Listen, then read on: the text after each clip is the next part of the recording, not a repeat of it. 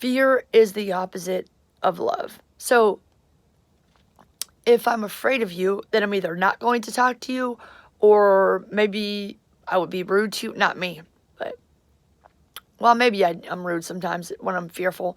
But if I'm afraid, for me personally, if I'm afraid, I'm just generally not going to talk to people. And I don't have to be afraid of the person. If I just have a lot of fear going on at the time, I'm just not going to, like, go out of my way to talk to people. I'm going to keep to myself, and I'm going to try to think. Because the best way to get out of fear is to think and to pray.